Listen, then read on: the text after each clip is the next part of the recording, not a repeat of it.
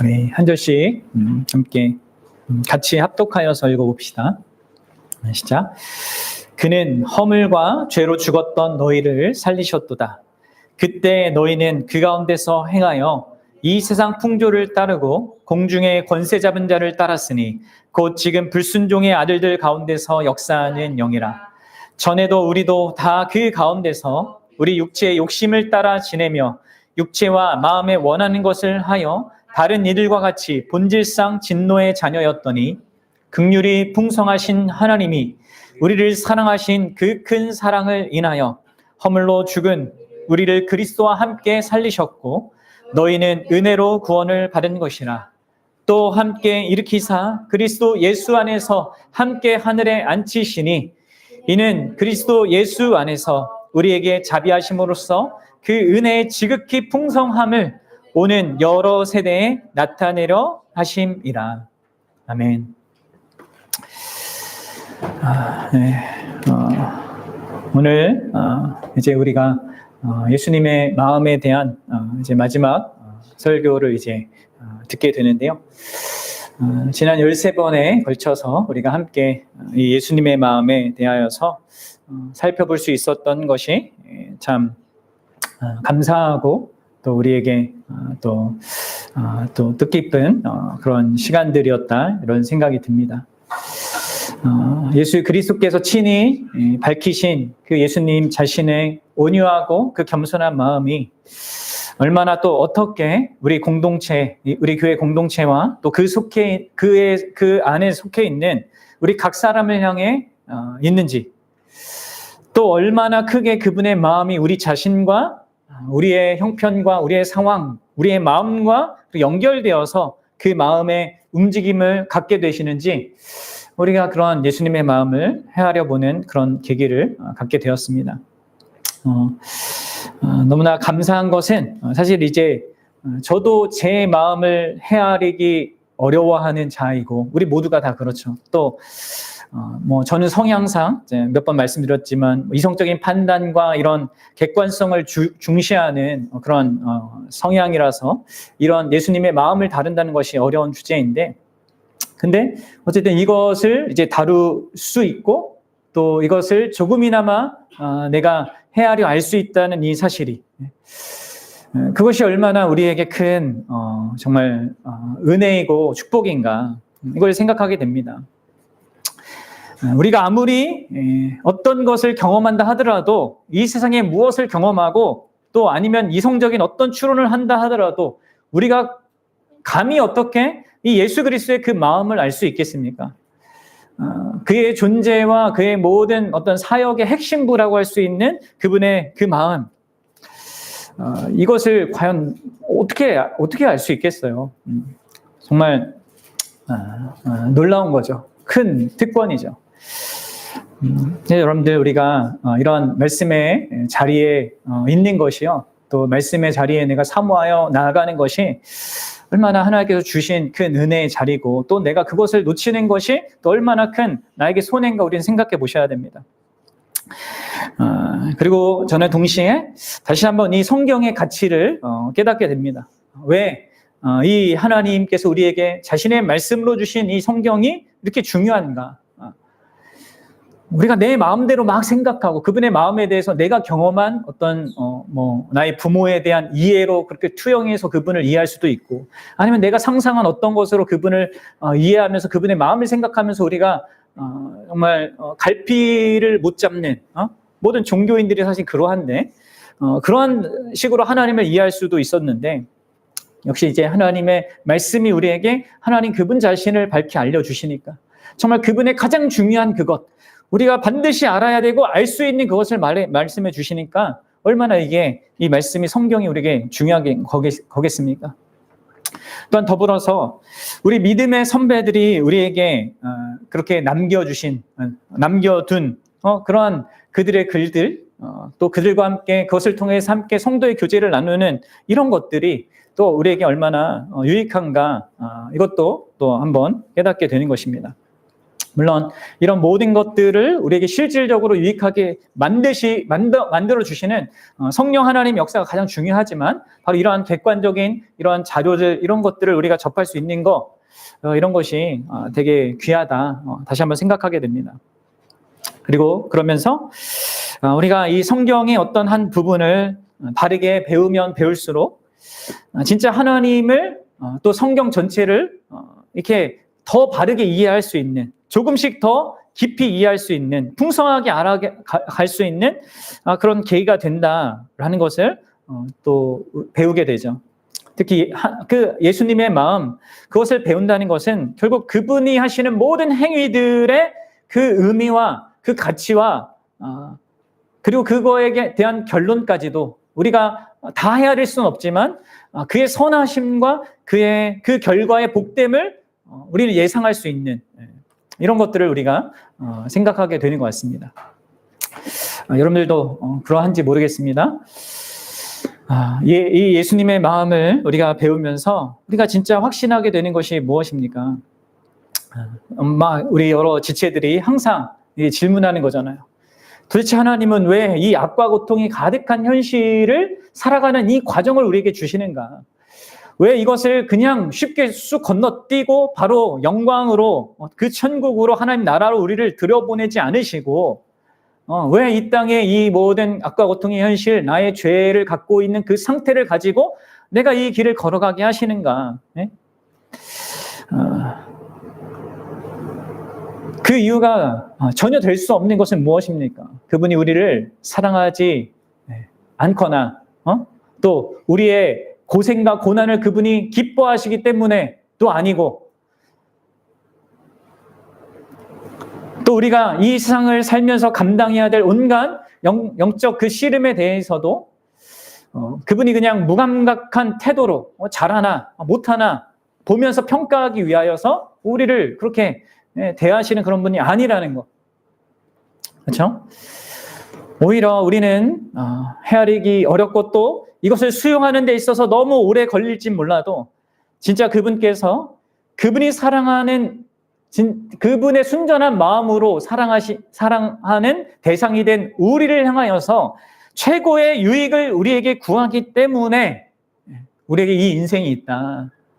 또 우리에게 고난도 있다.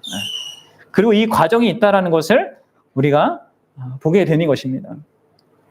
바로 우리를 가장 아름다운 인간, 그분 자신을 닮은 그런 인간성을 가진 존재로 만들기 위하여서 그분께서는 이 모든 우리의 인생의 그 시간들과 경험들, 그 모든 것들을 허락하시고 그 모든 시간과 상황 속에서 우리와 함께 하시면서 우리에게 항상 마음을 쏟을 뿐만 아니라 성령 안에서 우리와 항상 동행하고 수없이 무너지는 우리를 계속 일으키셔서 점점 복되게 세워가시는 그런 분이 우리가 믿는 예수 그리스도다. 우리와 함께하는 예수님이시다라는 것을 우리가 보게 되는 것입니다.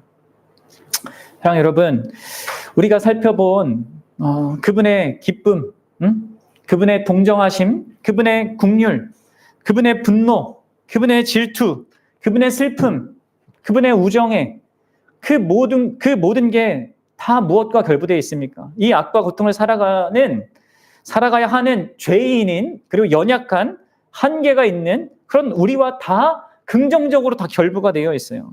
그리고 그런 그분의 마음은 그런 다양한 정서에 적절한 행동을 취함으로써 그분은 우리를 항상 위하십니다. 때로는 우리가 이제 주일날 살피고 있는 나사로, 마르다, 마리아의 그런 상황처럼 우리가 전혀 예상치 못한 어떤 힘들고 고통스러운 그런 상황과 형편을 허용하시고 또 그분이 우리를 향해 갖고 계신 그 마음, 그 사랑의 마음을 우리가 감각적으로 전혀 느낄 수 없고 또 이해할 수도 없는 그런 상황에 우리를 처하게 할 때도 있으시지만 우리는 다시 말씀을 통해서 확인하게 되는 거죠. 이유가 있고 우리의 유익을 위한 것이고 사랑에 근거한 것이라는 것을 봅니다. 여러분, 이게 진짜 영원히 변치 않는 진리입니다. 가장 우리 인생에 중요하게 우리가 붙들어야 될 진리입니다. 진리는 어떤 명제가 아닙니다. 진리는 무슨 공식이 아니에요. 진리는 예수님 그분 자신입니다. 그리고 변함없는 그분의 마음입니다. 그분의 마음에 우리가 영원히 간직되어 있고요. 그분이 자기 전부로 우리를 사랑한다, 사랑하신다라는 사실이 여러분들 그게 이제 참 진리입니다. 그리고 그러한 그분의 마음은 성부 하나님과 또 성령 하나님과 동일한 그런 마음이죠. 사랑하는 여러분, 이러한 이 현실, 이 진리, 이것이 가장 강력한 현실입니다. 이 세상의 그 무엇도, 그 어떤 것도 이 견고한 사실을 흔들거나 변경할 수 없습니다. 하나님이 달라질 수 없기 때문에, 그의 마음이 달라질 수 없기 때문에 그렇습니다. 영원 전부터 우리 각 사람을 계획하실 그때부터 우리를 사랑 안에서 품으셨고, 우리의 존재의 시작부터 지금 현재 이 시점까지 내가 예수를 알지 못했던 그 시절부터 이제 알고 그분의 마음을 조금씩 배워가는 이 현재까지도, 그리고 앞으로 이어질 모든 시간, 심지어 죽음 이후에 영원히 지속될 그 시간 속에서도 영원 무궁히 그분의 마음은 결코 달라지지 않을 것입니다. 그분은 그래서 이제 사도 요한이 이렇게 얘기했잖아요. 끝까지 사랑하신다. 끝까지. 그것을 이 성경 말씀을 통해서 우리에게 이게 보여주셨고, 이 역사 한가운데, 인류의 역사 한가운데 자신의 삶과 죽음을 통해서 확증하여 보여주셨고, 그리고 그분은 그분 자신에게로 우리를 이끄십니다. 그분과의 관계 속으로 우리를 이끄십니다. 그리고 그것을 사랑이라고 성경은 얘기하죠. 진짜 그게 사랑이죠. 자기 자신을 주는 거, 관계를 주는 거, 그렇죠? 그냥 십자가에서 희생 한번 하고 끝나는 한 번 보이는 사랑이 아니라 언약 관계를 맺는 사랑이잖아요. 자기와의 관계로 우리를 부르는 사랑입니다. 그래서 여러분들, 예수 그리스도께서 아무런 사랑받을 만한 자격 없는 우리 죄인을 사랑하시는 그 사랑은, 그리고 그 사랑이 우리에게 가장 원하는 것은요, 그분과 그런 인격적인 관계 속에서, 사랑의 관계 속에서 사는 것입니다. 그래서 그분은 우리가 첫 시간에 배웠듯이 온유하고 겸손한 그 마음으로 나에게로 오라 하시죠. 나는 마음이 온유하고 겸손하니 수고하고 무거운 짐진 자들아 나에게로 오라 하십니다. 그리고 나의 멍에를 메라. 뭐라고 했어요? 그 멍에가 그 예수 그리스도와의 사랑의 관계 속에서 사는 거라고 했죠. 그런 사랑의 관계 속에서 살도록 우리를 초대하신다는 것이죠. 그런 놀랍고 위대한 마음을 가지고 계신 분이 자신과 우리를 엮으셔서 그 특별한 관계 속에서 살도록 우리를 부르시는 거예요. 여러분들은 이 멍에를 맨 자들입니까? 그래서 그분이 쉬운 멍에, 그 쉬운 멍에라는 것은 이제 친절하다라는 뜻이 있다고 했잖아요. 친절한 그 멍에, 우리에게 진짜 유익이 되는 그 멍에, 그 사랑의 멍에를 메고 살아가는 자들입니까? 내가 그리스도와 관계했기 때문에, 그 관계 속에 살기 때문에 정말 든든하게 살아갈 뿐만 아니라 그분이 주시는 짐, 그것을 가볍게 지고 살아가고 있습니까? 여전히 삶이 불안하고 내 인생의 짐이 무겁다, 너무 무겁다 라고 한다면 뭔가 나에게 이 부분에 있어서 문제가 있는 것일 수 있겠죠. 아직 내가 여전히 그분께 나아가서 그분과의 관계를 맺고 그것을 영위하는 그 친절한 그 멍에를 내가 모르거나 그걸 망각하고 있기 때문에, 그런 관계 속에서 나를 향하신 그분의 마음을 내가 너무나 바라보지 못하고 있기 때문에 그런 건 아닐까, 그런 상태일 수 있습니다. 한번 여러분들을 한번 살펴보십시오. 여러분들, 우리 기독교인에게 있어서 가장 큰 복이 바로 이거지 아니겠습니까? 무엇이 복이겠어요? 이 땅에서 그냥 잘 먹고 잘 사는 거 잠시 동안에, 그게 복이 아니에요. 응? 예수님께서 주시는 복은 바로 그분 자신이에요. 그분과의 관계 속에서 우리를 살게 하시는 것입니다. 인격적이고 사랑의 관계 속에서 우리가 그분과 함께하는 그 삶을 그분이 살기를 간절히 원하세요. 그래서 여러분들, 그분의 이름이 뭐예요? 또 다른 이름이, 우리가 이제 곧 있으면 성탄절인데 임마누엘입니다. 임마누엘. 임마누엘이 뭐예요? 무슨 뜻입니까? 하나님이 우리와 함께 계시다. 여러분들, 이것이 죄에서 우리를 구원하신 그 구원의 목적입니다. 그리고 이것이 바로 영생의 본질입니다.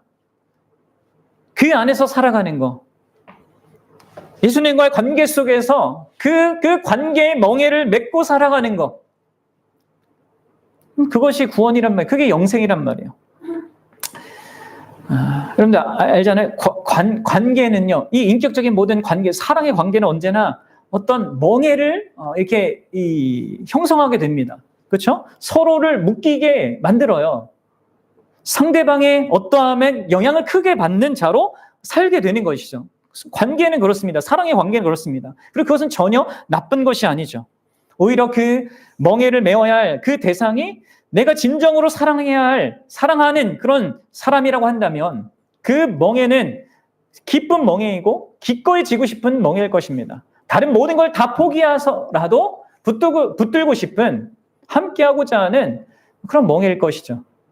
게다가 여러분들, 그 사랑하는 그 대상이, 내가 멍에를 함께 메어야 할 그 대상이 가장 부유하고 가장 지혜롭고 가장 권세가 높고 또 우리가 가장 두려워해야 될 그 죽음과 죄, 그리고 사탄의 그 존재에 대해서도 모든 것을 주관하시는, 또 그런 모든 것에 대해서 계획을 갖고 계시는 분이시자, 또 가장 순전한 사랑으로 나를 사랑하는 그런 완전한 존재다라고 한다면, 우리가 그분과 관계 속에서 매어 사는 것은요, 진짜 더할 나위 없이 우리의 가장 큰 복이 아닐까요? 네? 행복의 가장 큰 이유가 되지 않을까요? 네. 사랑 여러분, 그렇습니까? 여러분들이 그분과의 관계 속에 살면서 이러한 복을, 행복을 누리고 있습니까? 여러분들, 그분이 우리에게 그렇게 자기 자신에게 우리를 그렇게 부르신 그 목적이 진짜 뭐예요? 이거 이제 저희가 이제 앞에 이렇게 말한 이 내용을 또 달리 표현하는 것입니다. 이런 관계 속에 살아간다는 그것의 그 본질적인 의미를 또 달리 표현하면 이겁니다. 그분이 우리를 창조하신 목적이고요, 우리를 구원하신 그 목적이에요. 그것이 무엇입니까? 이렇게 이사야서 선지자가 말합니다. 이사야 선지자가 이제 그의 입을 통해서 하나님이 이렇게 말씀하시는 거죠. 43장 7절에 이렇게 얘기하죠. 시작. 내 이름으로 불려지는 모든 자, 곧 내가 내 영광을 위하여 창조한 자를 오게 하라. 그를 내가 지었고 그를 내가 만들었느니라. 아멘. 그렇습니다. 하나님께서 우리를 창조주신 예수 그리스도께서 우리를, 또 구원주이신 그분께서 우리를 무엇을 위해 창조했습니까? 무슨 목적을 위해 구원했습니까? 바로 그분 자신의 영광을 위하여서 우리를 창조했다는 거예요.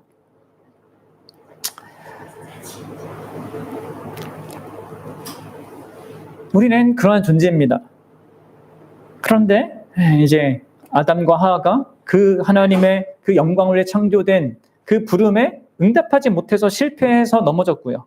또 구약의 모든 이스라엘 역사는 인간이 아무리 좋은 조건에 있어서도, 이 외적인 어떤 좋은 조건에 있다 할지라도 하나님의 영광을 위하지 못하고 그 하나님을 영화롭게 하지 못한다는 것을 생생하게 보여준 그 실패의 역사였습니다. 그런데 우리 주 예수 그리스도께서 오셔서 이것을 친히 우리를 대신하고 대표하여서 이루시죠. 우리 요한복음 17장 4절에서 예수님이 뭐라고 하시는지 한번 봅시다. 이렇게 하죠. 아버지께서 내게 하라고 주신 일을 내가 이루어 아버지를 이 세상에서 영화롭게 하였사오니. 그렇습니다. 예수 그리스도께서 아담이 실패하고 이스라엘이 실패했던 그 일, 하나님이 본래 인간을 향해서 가지셨던 그 일, 하나님을 영화롭게 하는, 하나님의 영광을 위해 창조된 그 창조의 목적을 따라 행할 그 모든 일을 모든 인생들이 다 실패했는데 바로 예수 그리스도께서 우리를 위해 사람이 되셔서 이 땅에 오셔서 하신 그 모든 일을 통하여서 그것을 이루십니다. 그리고 여러분들, 이어지는 18절에서 예수님이 또 이렇게 하나님께 기도하면서 어떤 우리에 대한 실상을 이렇게 말해요. 뭡니까? 같이 읽어봅시다. 시작. 아버지께서 나를 세상에 보내신 것 같이 나도 그들을 세상에 보내었고. 아멘. 아버지께서 왜 아들을 보냈습니까? 하나님 아버지를 영화롭게 하라고 보냈단 말이에요. 그것을 예수 그리스도께서 이루셨습니다. 그리고 그렇게 하신 대로 이 예수님도 어떻게 하세요? 아버지께서 자기를 보낸 것처럼 그분도 우리를 또 보냅니다. 자기의 모든 삶과 죽음을 통하여서 자기와 영원한 그 관계를 맺게 한 그들을 세상에 보냅니다. 뭐 하라고요? 그 예수 그리스도를 영화롭게 하라고. 우리가 예수 그리스도를 영화롭게 하는 그것이 곧 하나님을 또한 영화롭게 하는 것이니까 우리가 그것을 위해서 창조되었고 우리가 그것을 위하여서 구원받았기 때문에 이것을 위하여서 예수님은 또한 우리를 이 세상에 또 보냅니다. 그 일을 하라고. 하나님을 영화롭게 하라고. 여러분 보십시오. 하나님께서 예수 그리스도 안에서 행하신 그 일을 예수님께서 또 우리에게 이렇게 행하게 하시는 것입니다. 예수님이 가신 그 길을 우리로 하여금 걷게 하는 거예요. 여러분 우리는 예수님과의 관계 속에 살면서요. 이 세상을 살아가는 겁니다. 그리고 이 세상 속에서 뭘 위해서 존재하냐? 뭐예요? 하나님, 예수 그리스도를 영화롭게 하기 위해서 우리는 존재하는 것입니다. 그리고 그것이 바로 진정으로 우리가 인간다운 삶을 사는 것입니다. 그게 구원받은 신자답게 사는 것입니다. 우리가 예수를 영화롭게 하면서 살아가는 그 삶을 사는 거, 그것은 마치 자동차가 이 오렌지 주스나 물이 아니라 휘발유냐 경유로 움직이지 않습니까? 그것처럼 그게 이상한 걸 넣으면 이게 작동되지 않고 망가지는 것처럼 그럼 우리가 살아가는 삶의 의미와 목적 그것이 바로 예수 그리스도와 그분의 영광을 위하여서 살 때 그때 우리는 진짜 참된 인간이 되어지는 거고 우리 자신을 가장 복되게 만드는 것입니다. 우리가 이것이 아니라 나 자신을 위해서 사는 삶을 산다면 어떻게 되겠습니까? 그건 곧 이제 자동차에다가 주스나 물을 넣는 것과 똑같습니다. 나 자신을 위해서 내가 기대하는, 내가 원하는 삶을 위해서 살아가는 그 끊임없는 그것을 향해 가는 삶은요, 결국 우리의 몸과 마음을 고갈시키게 되어 있습니다. 망가뜨리게 되어 있습니다. 결국 모든 관계를 깨트리고 또 나뿐만 아니라 타인의 또 이 세상의 모든 것을 망치게 되는 일이 되는 것이죠. 우리는 그렇게 창조되지 않았거든요. 이 세상은 그렇게 창조되지 않았습니다. 왜 이 세상이 그렇게 발전하고 발달하고 하는데도 불구하고 교육이 이렇게 잘 돼 있고 뭐 AI 하지만 여러분들 우리가 이 세상이 그렇게 살기 좋다고 느끼지 못하잖아요.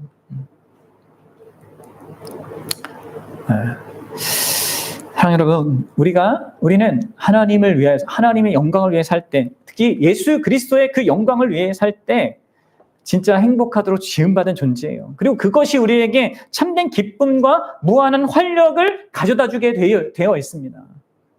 우리가 그렇게 창조되었기 때문에 여러분들의 이 존재의 목적 그리고 그 예수님께서 우리를 부르신 목적 그분이 이 땅을 우리에게 살게 하시는 그 목적을 가지고 우리의 현실을 생각하셔야 됩니다.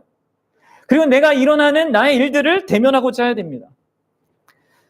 말씀드렸지만 내가 살아가는 이 삶의 목적은 그냥 잘 먹고 잘 사는 아무 문제가 없는 그런 상태를 갖는 데 있지 않죠. 남이 부러워하는 그런 상태를 갖는 데 있지 않습니다. 그리고 나를 위해 존재하는 것이 아닙니다. 누군가를 위해 존재하는 것도 아니에요.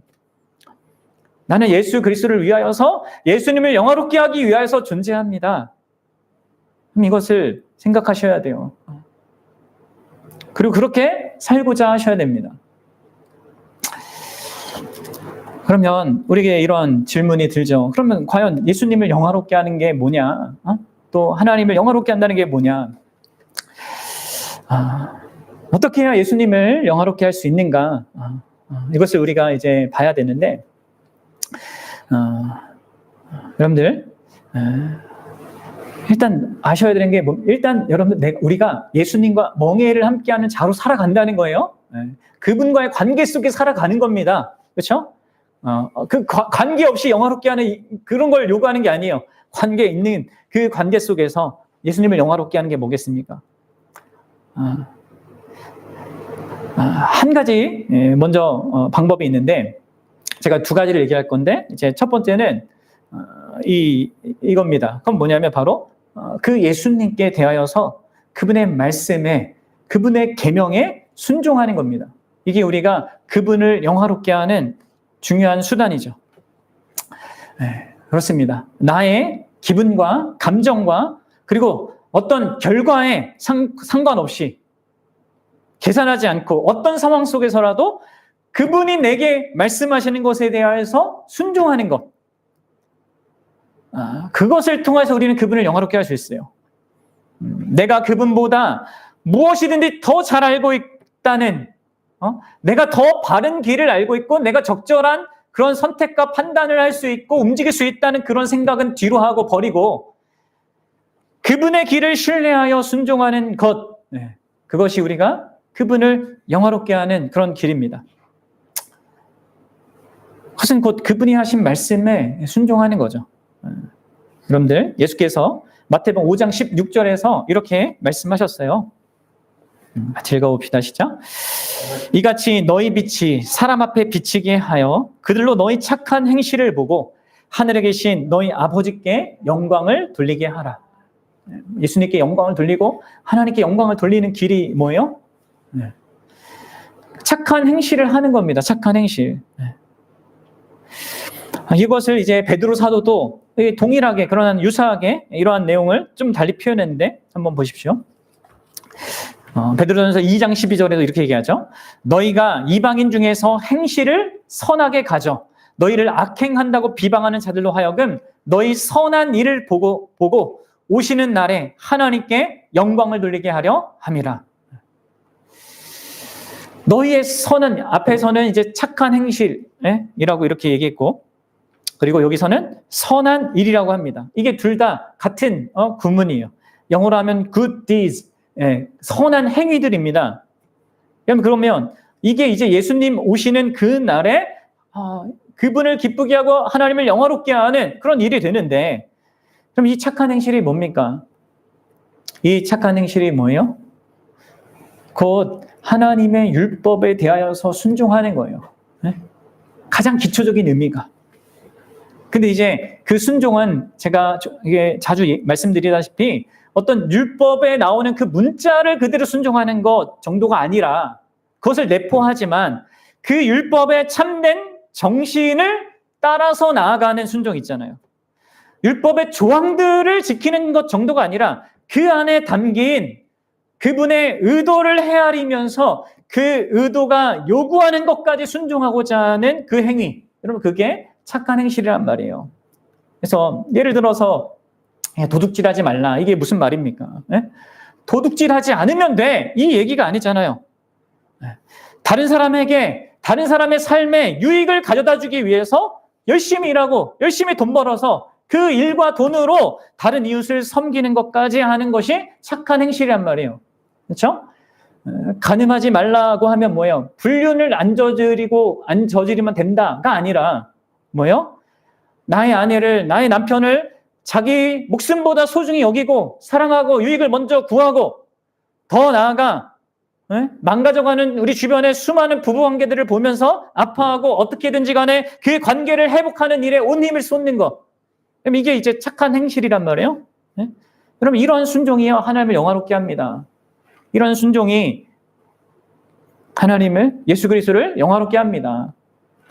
그분이 하신 모든 말씀이 우리에게 진짜 유익이라는 것을 드러내는 방식인 것이죠.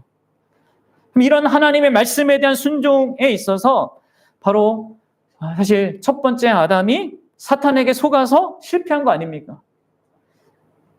선악과를 따 먹지 말라고 한 이 하나님의 명령을 그가 그렇게 명령하신 하나님의 의도를 알고 지켰어야 했는데 그 명령을 어겼습니다. 그래서 불순종한 그 아담이 하나님을 영화롭게 하는데 실패했던 것이죠. 창조의 목적에 어긋난 자가 된 것입니다. 여러분들, 하나님께 대한 순종은 우리가 하나님을 영화롭게 하는데 우리 주 예수 그리스도를 영화롭게 하는 데 있어서 아주 중요한 측면이라는 것을 아셔야 돼요. 예수님의 구원 그리고 예수님과 함께하는 삶에서 그분이 우리에게 요구하는 그분 자신을 영화롭게 하는 삶, 또 다른 말로 하면 그게 예수님이 얘기한 나의 짐이기도 하거든요. 나의 짐을 지고 내 멍에를 메고 내 짐을 메고 이렇게 가라고 하잖아요. 내 짐은 가볍다 이렇게 얘기하잖아요. 사실 가벼운 그런 우리가 기꺼이 들을 수 있는 순종할 수 있는 것이고 그것을 통하여서 우리가 그분을 영화롭게 할 수 있는 것입니다. 하나님께 순종하는 것은 인간의 그 중요한 그 인간성의 중요한 내용입니다.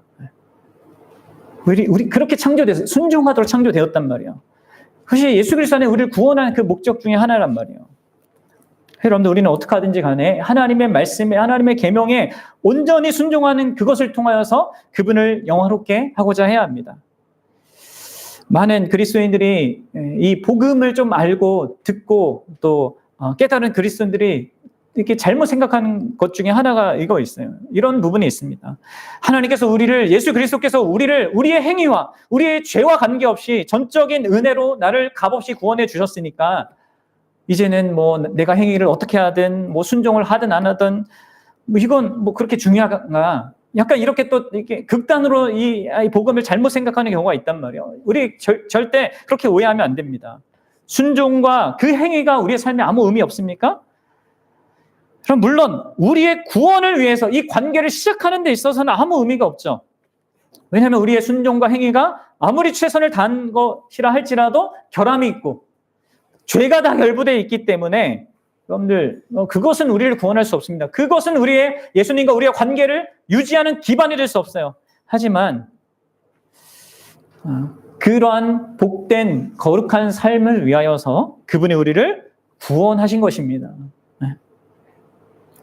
그런 의미에서는 이 순종과 행위는요 중요하고요. 반드시 있어야 되는 것이고요. 우린 그것을 통하여서 하나님을 영화롭게 하고자 해야 되는 것입니다. 그래서 사도 바울도 이렇게 디도서에서 말하는 거예요. 같이 읽어봅시다. 시작.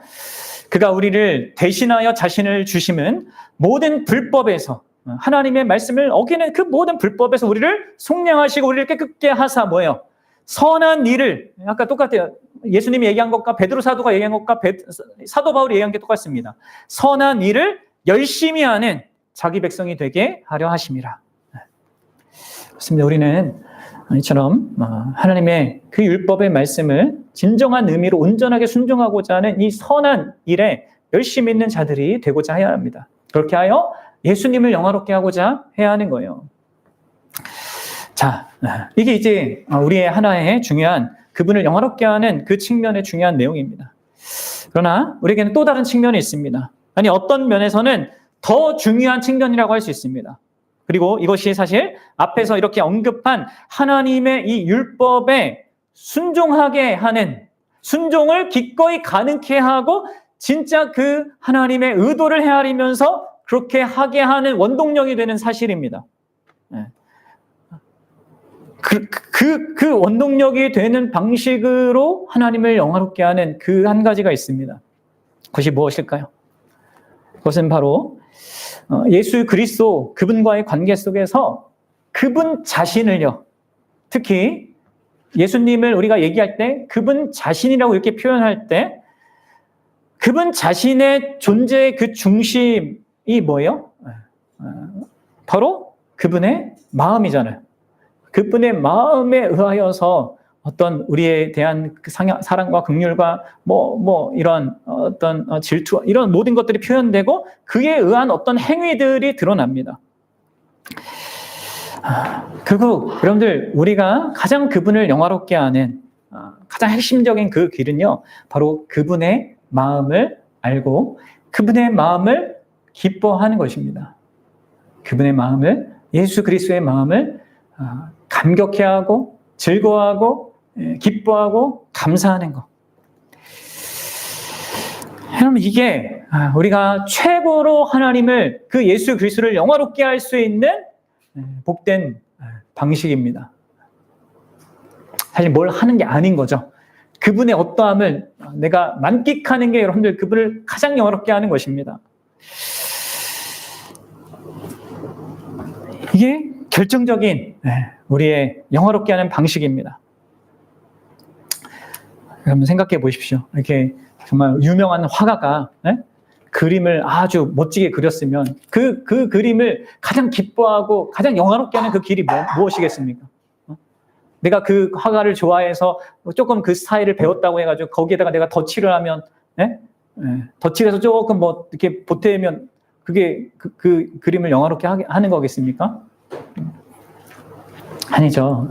그거 있는 그대로를 진짜 감격하고 기뻐하고 즐거워하고 놀라워할 때, 그게 이제 우리가 그 대상에 대해서 이렇게 그를 높이는 것이 되는 것처럼 마찬가지입니다. 우리가 하나님을 진짜 예수 그리스도를 영화롭게 할 수 있는 그 모든 것은요, 예수님이 하신 그 모든 일과 예수님이 우리에게 보이신 그 마음의 어떠함들에 있는 그 마음의 중심을요, 우리가 진짜 그것을 더 알고 더 헤아리고 그것 자체를 기뻐하는 거 있잖아요. 이것이 여러분들 그분을 영화롭게 하는 겁니다.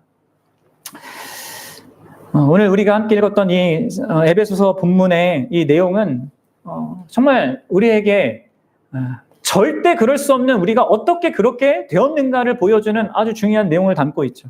허물과 죄로 죽었던 우리들, 하나님께 대하여 전혀 반응할 수 없고 그 마음을 전혀 헤아릴 수 없었던 우리들, 율법을 봐도 그냥 문자로밖에 안 보이고 그냥 겉에 문자적인 내용을 지키는 것으로 만족했던 우리들, 그러면서도 육체의 욕심을 따라 육체의 그 육신과 마음이 원하는 것을 하면서 다른 이들과 같이 본질상 진노의 자녀였던, 본질상 하나님의 심판만이 합당했던 그런 우리의 상태가 아무런 소망이 없었는데, 하나님이 이런 하나님이시기 때문에, 어떤 하나님이요? 4절이 말하듯이 긍휼이 풍성하신 그 하나님이 우리를 사랑하신 그 큰 사랑을 인하여, 긍휼이 풍성하신 하나님, 자비하심이 풍성하신 그 하나님, 그분이 우리를 사랑하신 그 큰 사랑, 그 위대하고 놀라운 그 사랑으로 인하여 뭐요? 뭘 하셨습니까? 허물로 죽은 우리를 그리스도와 함께 살리셨습니다. 우리 대신 그 아들이 죽게 하고 그분이 사신 일에 우리를 함께 묶으시는 방식으로 우리를 사랑하셨습니다. 이제 우리가 그리스도 안에, 그리스도와의 연합이라고 제가 이제 표현하고 우리 믿음의 선배들이 표현하는 그런 방식으로 우리를 사랑하셨습니다. 그냥 우리에게 어떤 은혜라고 하는 어떤 물건이나 물체나 어떤 것을 이게 가져다 주신 것이 아니라 자기 자신과 우리를, 그러니까 아들 안에서 영원히 사실 묶으신 것이죠. 그래서 우리를 뭐라고 합니까? 함께 일으켜서 예수 그리스도 안에 하늘에 앉혔다. 그럼 이게 이 긍휼이 자비가 풍성하신 하나님이 우리를 사랑하셔서 우리를 사랑하시는 그 큰 사랑에 의하여서 우리에게 있게 된 것입니다. 그래서 여러분, 우리의 존재가 죄와 사망에서부터 건진받았을 뿐만 아니라 예수님의 부활에 참여하게 되었고 또 이제 하늘에 앉힌 그런 존재가 되었어요. 그럼 여러분, 이게 뭔지 이게 이해가 되세요? 이게 우리의 현실에 있는 겁니다. 보이지 않지만 있는 현실이에요. 예수 그리스도 안에서 갖고 있는 현실입니다. 예수님과 내가 묶여 있고 예수님의 죽음이 나의 죽음이 되고 예수님의 사심이 나의 삶이 되고 예수님의 승천하심이 나의 승천이 됩니다. 나는 그런 존재가 되었어요. 지금 여기 있지만 예수 그리스도께서 지금 하늘 보자 그 하늘에 좌정하고 있기 때문에 그분과 연합된 우리도 그곳에 있는 것과 다름없다라는 의미입니다. 단순히 여러분들 죄사함만 준 것이 아니에요. 그분과 우리를 묶으신 것입니다. 나에게 오라 하신 그분이, 우리가 그분께 나아갈 때 그분과 영원토록 묶기가 된 존재가 되는 것입니다. 그분의 의로움에 동참하고 그분의 자녀됨에 동참하고 그분의 지금 왕되심, 그 하나님 보좌 우편에 앉아서 세상을 통치하는 그 일에 또 내가 함께하는 존재. 그런 말도 안 되고 엄청난 이런 지위와 자격까지 우리에게 허락된 것입니다. 그래서 여러분들, 우리가 하늘나라에 가면 왕과 같이 그리스도와 함께 영원히 통치한다라고 하잖아요. 근데 여러분들, 사실 이렇게 되는 우리에게 주어진 이 혜택, 이것 자체보다 사실 더 중요한 그것이 있는데 이 모든 것을 하신 그 궁극적인 목적이 여기 있습니다. 그게 바로 2장 7절이에요. 에베소서 2장 7절. 앞에서 그렇게 정말 전혀 기대할 수 없고 바랄 수 없던 우리의 죄와 허물로 죽었던 그런 조건에서 어떻게 하나님의 그 풍성하신 마음으로 인하여서 아들이 이 땅에 오셔서 우리의 구원을 다 이루시고 자신과 우리를 묶으셔서 우리를 영원히 하늘에 앉히게 된 그런 존재가 되게 하셨는가? 그거에 대한 궁극적인 목적이 에베소서 2장 7절이란 말이에요. 뭐예요? 같이 읽어봅시다. 시작. 이는 그리스도 예수 안에서 우리에게 자비하심으로써 그 은혜의 지극히 풍성함을 오는 여러 세대에 나타내려 하심이라. 아멘. 맞습니다. 여러분들, 이 모든 일을 하신 것의 궁극적인 목적이 여기 있습니다. 그리스도 예수 안에서 우리에게 자비하심으로써 그 은혜의 지극히 풍성함을 오는 여러 세대에 나타내는 것, 드러내는 것, 비추는 것, 그것을 위함입니다. 이게 무슨 말이겠까요, 여러분들? 여기서 일단 여기 여러 세대는요, 여러분 여기서 오는 여러 세대는요, 바울 이후에 오는 그런 여러 세대를 의미하기도 하지만, 그러나 이제 이 바울이 이런 오는 세대를 말할 때는 주로 영원한 세상을 얘기합니다. 이제 곧 올 예수님이 다시 오심으로 완성될, 지금 있긴 하지만 예수님이 다시 오심으로 완성될 그 영원한 세상을 오는 세상이라고 말하거든요. 이 장차 완성될 그 하나님의 나라를 얘기한단 말이에요. 그러니까 여러분들 무슨 말입니까? 여러분들 우리를 죄에서 건져내셔서 우리에게 최고의 그 모든 복된 영광을 주시고 자신을 묶으셔서 그렇게 영광을 주신 그 하나님은요, 이 모든 일을 통하여서 궁극적으로 하시고자 하는 일이 뭡니까? 이 역사 가운데뿐만 아니라 영원한 그 나라에서도 하시고자 하는 일이 그것입니다. 그리스도 예수 안에서 우리에게 자비로 베풀어 주신 그 은혜의 지극히 풍성함을 나타내는 데 있습니다. 하나님 자신의 그 자비하심과 그 은혜로우심의 그 무한함을 드러내고 선포하고 우리에게 실질적인 것이 되게 하는 데 있다는 것이죠. 이것이 여러분들 곧 이것을 우리가 기뻐해야 한다는 의미입니다. 이게 여러분들 우리가 이 땅을 살아가는 동안에 이것을 알아가고 감격하고 감사하고 기뻐해야 될 내용이고요. 앞으로 심지어 오는 그 세상에서 영원한 그 완성될 그 나라에서도 우리는 이것을 알아가고 감격하고 감사하고 기뻐하게 될 거라는 그런 의미예요. 그럼 이게 하나님께서 자신의 영광을 스스로 구한다는 그런 의미입니다. 또 우리가 인간이 하나님을 영화롭게 한다고 할 때 우리가 가장 결정적으로 행해야 할 그 내용을 보여주는 거예요. 스스로 자신의 영광을 구한 하나님은 자신의 전부로 우리를 사랑하심으로 그 영광을 나타내시거든요. 자격 없는 자들에게 무한한 사랑을 베푸심으로 자기의 영광을 나타내시는데 바로 그러한 하나님의 하나님 되심을요. 그 나타내 보이는 그것을 내가 기뻐하고 내가 감사하고 감격하는 거 있잖아요.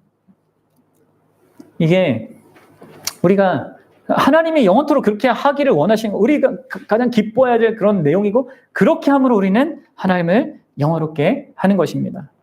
한마디로 이게 뭐예요? 쉬운 말로 하면 이게 예배입니다. 예배. 예배는 제사가 아니고 우리가 막 해서 뭔가 하나님께 받아들이 그게 아니라 하나님의 하나님 되심을 우리가 기뻐하고 즐거워하고 찬양하고 높이는 거 아닙니까? 여러분, 이 사실을 한번 생각해 보십시오. 우리는 이 땅 사는 동안에도 이것을 해야 합니다. 가장 우리에게 복된 거예요.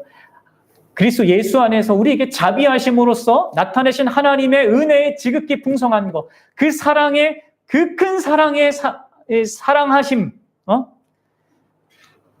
그것을 기뻐하고 감사하는 거예요. 그것이 우리가 해야 될 일입니다. 그걸 놀라워하는 것입니다. 그리고 이것은 우리가 이후에 하나님 나라에 이르러서 그때 가면요, 우리가 이 세상 살 동안에 지었던 모든 죄로 인하여서 우리가 하나님께로부터 책망을 받거나 비웃음을 사거나 하지 않을 것임을 이것은 이 말씀을 우리에게 확증해 주는 것입니다. 우리의 모든 죄가 심지어 누군가에게 말하기 꺼리껴지는 그 추악한 죄까지도, 심지어 내 아내, 남편에게도 밝히지 못할 그 부끄러운 죄가, 우리는 그 죄가 밝게 드러날 거란 말이에요. 그분 앞에서.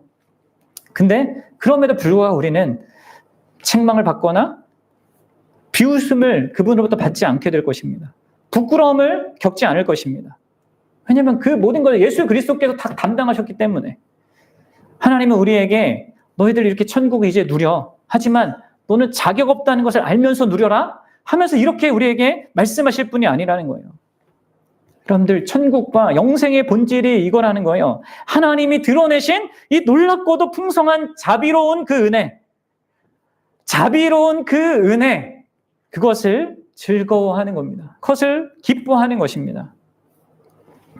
그리고 하나님의 그 영원한 나라가 이 하나님의 자비로운 은혜를, 그 은혜의 지극히 풍성함을 나타내는 그런 곳이라면 우리는 영원히 안전한 것입니다.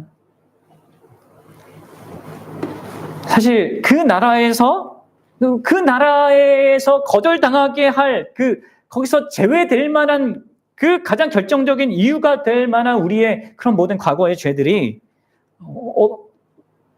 놀랍게도 역전되어서 하나님의 은혜와 자비의 그 풍성함을 더욱 돋보이게 한다는 거죠. 그리고 이런 사실은요, 이런 미래에, 하나님, 이 사도 바울이 이런 말씀을 통해서 우리에게 보이는 우리의 미래의 사실은 우리의 이 현재적인 타락한 현재 상태와 조건 속에서도, 심지어 우리의 수많은 실패와 죄와 허물 속에서도 우리가 예수 그리스도 안에 있다면 그 예수님의 이 마음을, 그분의 은혜의 지극히 풍성함, 그의 자비의 그 풍성함, 그 큰 사랑, 이런 그분의 마음을 우리가 즐거워하는데 전혀 장애물이 되지 않는다는 것을 의미합니다. 오히려 심지어 놀랍게도 그런 것이 있는데도 불구하고 그것 때문에 천국을 미리 누릴 수 있는 그런 근거가 돼요. 우리의 인생을 망쳐버린 것 같은 그런 내 인생은 이것 때문에 망했어라고 내가 말할 수 있을 것 같은 그런 나의 어떤 죄와 실수까지도. 그럼 이것은 오해하면 안 됩니다. 그래서 괜찮다. 그런 건 아닙니다. 괜찮지 않죠. 예수님이 십자가에 그것 때문에 죽었는데 괜찮지 않습니다. 그러나 놀랍게도 그것조차도 우리의 마지막 영광과 평안과 복의 일부가 된다는 거예요. 정말 그렇지 않습니까? 신자는 여러분들 살아가는 동안에 가장 어디서 깊이 하나님을 만납니까? 예수님 그리스도의 마음의 그 실체를 직면합니까? 그 구원의 실상을 보게 됩니까? 내 자신이 스스로 완전히 이거는 망가졌다라고 하는 그 지점에서 여러분, 언제 다윗이 하나님의 그 영광스러움을 깊이 가장 생생하게 체험하게 되었을까요? 그가 가장 깊이 타락했을 때입니다. 그리스도 안에서 하나님의 자비하심, 그 자비하심으로써 베풀어지는 그 은혜의 지극히 풍성함이 그때 실제가 더 생생한 현실로 경험되어지고 내가 기대했고 내가 생각했던 것보다 너무 큰, 너무 풍성한, 그리고 그것은 장차 영원한 나라에서 그 경험은 더 경이롭게 느껴질 실체가 될 거라는 것이죠. 사랑하는 여러분, 예수 그리스도 안에서 하나님의 이 자비로운 은혜가 이렇게 지극히 풍성하다는 것을 기억하십시오. 그리고 우리의 죄와 실패는요, 결코 그분의 마음을 소진시킬 수 없습니다. 제 부모인 저는 소진이 되더라고요. 마음이 소진이 돼요. 누구를 사랑하고 우리 자녀들 사랑하는데 계속 소진이 됩니다. 안 돼요. 화가 나고 막 이렇게 되지. 근데 우리 예수님은 그렇지 않으셔요. 우리의 연약함, 우리가 실패하고 또 우리의 죄가 많으면 많을수록 괜찮다는 건 아니지만 그럼에도 불구하고 그의 마음은 자기 백성을 향해서 더욱더 기울여집니다. 더욱더 불붙는단 말이에요. 우리는 바로 이분의 이 순결한 마음, 우리의 죄에도 불구하고 달라지지 않고 오히려 우리를 향해 더 강렬하게 타오르는 그분의 마음을 놀라하고 기뻐하고 감사해야 합니다. 그리고 그 마음 때문에 그분이 뭔가를 우리 인생 가운데 또 하시거든요. 그럼 그렇게 우리는 그분을 영화롭게 할 수 있는 것입니다. 여러분, 악과 고통으로 인한 우리의 현실의 짐도 마찬가지입니다. 그러면 그분이 이러한 모든 것들을 뚫고 나가고 그것과 함께 살아가는 우리에 대하여서 긍휼한 마음을 갖고 계셔요. 우리가 경험하는 모든 것들, 모든 관계, 모든 대화, 모든 가족, 모든 일, 모든 쉼, 그 모든 것에 침투한 여러 이 악과 고통의 현실들 있잖아요. 괴로운 상처들. 그럼 이것이 언젠가는 그분이 그 모든 것을 말끔하게 치유하실 것입니다. 여러분, 우리가 이 세상에서 경험하는 어려움과 고통이 크면 클수록 우리가 하나님 나라에서 받는 위로와 그 영광은 더 말로 다 할 수 없을 정도로 클 것입니다. 막 고난당하고 있는 인생들 보면서 어쩌냐 이렇게 우리가 그냥 단순히 볼 게 아닙니다. 그들이 받을 영광과 복됨은요 더 무궁할 겁니다. 생각해 보십시오. 우리가 결국 직면하게 될 우리의 가장 큰 대적인 죽음조차도 우리에겐 뭐가 됩니까? 신자에게는 끝이 아니라 시작 아닙니까? 진짜 참된 행복의 시작이잖아요. 막다른 벽이 아니라 새로운 세상을 이끄는 그런 문이 된단 말이에요. 사랑하는 여러분, 사실 이 인류 역사 전체와 이 영원 자체의 그 목적이 바로 여기 있는 겁니다. 사실 영원이라는 그 세상이 있어도 이 이상의 이 악과 고통 현실의 이 현실이 있어도 우리가 다 헤아릴 수 없고 다 누릴 수 없는 게 바로 이겁니다. 이 현실이죠. 뭐야? 하나님의 은혜의 그 지극히 그 풍성함, 자비로서 드러내시는 그 하나님의 은혜의 지극히 풍성함이 나타나는데 완전히 다 드러날 수 없는 그것이 드러나고 충분히 보여질 수 없는 그것이 드러나는 데 있는 것입니다.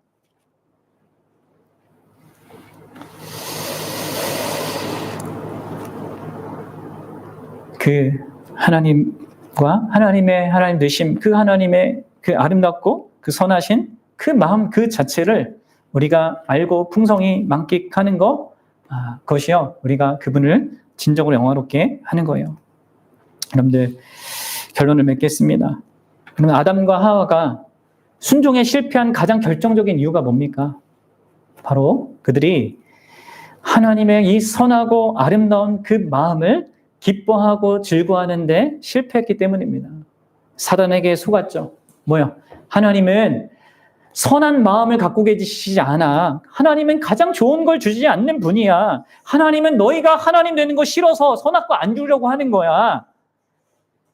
그분의 마음에는 선한 의도가 전혀 없고 너희를 위하는 게 전혀 아니야. 라고 하는 이 거짓말을 믿고 그래서 불순종하게 된 거 아닙니까? 바로 여기에 죄의 근원적인 본질이 있습니다. 죄는 단순히 행위의 문제가 아니에요. 단순히 마음에 어떤 나쁜 마음을 품냐의 그 문제가 아닙니다. 죄는 하나님의 이 선하심, 그 마음의 선하심과 그 아름다움을 기뻐하고 감사하고 믿고 신뢰하지 않는 데서 그 근원적인 뿌리를 갖는 것입니다. 그것이 결국 우리를 하나님의 명령에 대한 불순종으로 나아가게 하는 거예요. 자, 여러분, 계속해서 우리는 이런 시험에 항상 노출되어 있습니다. 사탄이 계속 우리를 유혹할 거거든요. 너 지금 이렇게 힘든 거, 너 이렇게 실패, 이런 거 다 하나님 널 사랑하지 않아서야, 널 마음에 두지 않아서야. 그러니까 하나님의 명령은 하나님이 말씀하신 그 명령 그냥 어겨도 돼. 그게 너를 위한 거고 그게 너의 자유야. 끊임없이 같은 방식으로 이렇게 우리에게 속삭인단 말이에요. 그런데 그런 우리의 현실 속에서 우리가 하나님을 영화롭게 하는 그 방식은 뭐겠습니까? 그 핵심적인 그 길은 그렇게 믿기를 그런 하나님의 선하신 아름다운 마음과 그 의도와 그 아름다우심을 그걸 거부하려고 하는 우리의 마음을 거슬러서 그것도 이제 억지로 거스르는 것이 아니라 예수 그리스도 안에서 실질적으로 나타나고 증명된 그러한 하나님의 그 사랑에 그 예수 그리스도의 그 사랑에 감동받아서 우리의 죄악된 그 마음을 거슬러서 그의 선하심을 그분의 마음의 아름다우심을 믿고 신뢰하는 것입니다. 그것을 기뻐하는 것입니다. 그래서 그분이 이 인생의 모든 과정들 통해서 굳이 그렇게 하시는 그 이유도 우리가 다 헤아리기는 어렵지만 그 선하고 아름다운 그 마음에 의하여서 우리를 그 큰 사랑으로 사랑하시는 그 사랑 때문에 자신의 지혜로운 그 계획 속에서 우리를 가장 유익하게 만드는 그 과정이라고 우리가 믿는 것 속에서 믿는 것 신뢰하면서 또 앞으로 약속하신 그것까지 진짜 소망하면서 그렇게 인내하면서 그 길을 걸어가는 거 있잖아요. 거기 이제 우리가 순종하는 것도 있는 거죠. 그분을 신뢰하는 것 속에서 그것이 그분을 가장 영화롭게 하고요. 그분을 믿는 게 그분의 마음을 신뢰하는 것이 가장 그분을 영화롭게 하는 거고 그래서 기꺼이 그분의 말씀 속에 내 인생의 과정 가운데 그분께 순종하는 게 그분을 영화롭게 하는 것입니다. 여러분들 여전히 우리 마음속에 그래도 꼭 이런 방식이어야 합니까? 라는 혹시 생각이 듭니까? 꼭 이렇게 힘든 그 과정, 현실, 그 악과 고통, 그것을 경험하며 나아가야 되는 것입니까? 라는 그런 마음이 조금이라도 든다면 여러분들 이것을 한번 생각해 보십시오. 예수 그리스도께서 지금 그분이 느끼시는 그 어떤 우리에 대한 그 마음의 정서들 다시 한번 하나하나 좀 생각해 보십시오. 그분이 느끼시는 어떤 동정하심, 그분이 가지시는 우리의 어떤 연약함과 죄 가운데 무너진 어떤 현실을 보고 우리를 긍휼히 여기시는 것, 또 죄에 대한 어떤 분노하심, 그리고 우리를 괴롭히는 어떤 악에 대해서 분노하시는 것, 그리고 또 우리가 그분 아닌 다른 것을 이렇게 추구할 때 느끼시는 그 질투하심, 그리고 우리가 죄 가운데 그것을 기뻐하고 즐거워할 때 그 안에서 일어나시는 그 슬픔. 여러분들 이런 정서들, 예수 그리스도가 느끼신 그 마음속에서 느끼시는 이 모든 정서들, 여러분 이렇게 표현할 수 있을지 모르겠지만 여러분 이러한 것들은 다 그분에게도 너무나 생소한 그런 정서들 아닐까요? 여러분 생각해 보셔야 합니다. 삼위 하나님 사이에서는 그런 정서들을 그분이 전혀 느낄 필요가 없으셨죠. 왜 그분이 그렇게 느끼시는 겁니까? 경험하시는 겁니까? 그 마음의 어떠한 의미에서의 요동이잖아요. 죄에 물들어 있고 연약함과 한계에 갇혀 있는 바로 우리들을 그분이 그 자신의 마음의 전부로 사랑하기로 하셨기 때문에 그분이 느끼시는 것입니다. 우리의 타락한 마음도 우리 옆에 사랑하는 그 대상이 좀 어렵고 힘든 그 상황 속에 신음할 때 마음이 참 어려운데, 마음에 큰 어려움을 느끼는데, 그분의 순전한 그 마음이 그런 것들을 우리를 향해서 느끼신다는 것이 그분에게 어떤 의미일까요? 그것도 우리가 어떻게 다 헤아릴 수 있겠습니까? 여러분들, 이것은 우리에게만 어려울 길이 아니고, 사실, 이것도 이렇게 표현할 수 있을지 모르겠지만, 다른 측면에서 그분에게도 또 쉽지 않은 그런 길인 것입니다. 근데 그 길을 그분이 감당하시는 거죠. 왜요? 그렇게 하시는 이유가 무엇이겠습니까? 진짜 그분이 참된 하나님이시고 진짜 그분이 진정으로 자기 전부를 다하여서 우리를 사랑하시기 때문이 아니겠습니까? 여러분들 그분의 마음을 주목해 보십시오. 그리고 그분의 마음을 바라보십시오. 항상 여러분들 예수 그리스도께서 감당하셔야 했고 또 지금도 감당하셔야 하는 그것이요. 우리가 감당해야 하고 앞으로 감당해야 될 그 모든 것들보다 항상 무한히 더 큽니다. 그리고 결국 그분 우리에게 가장 큰 복된 그 영광을 주십니다. 여러분들 그분과 함께 살면서 그분의 선하고 그 아름다운 그 마음을 알고 누리십시오. 또 그분께 기꺼운 마음으로 순종하십시오. 그래서 그분을 영화롭게 하십시오. 여기서도 그렇게 하실 수 있길 바라고요. 무엇보다 저 천국에서도 그 하나님 나라에서도 우리가 그럴 수 있길 바랍니다. 함께 기도하겠습니다.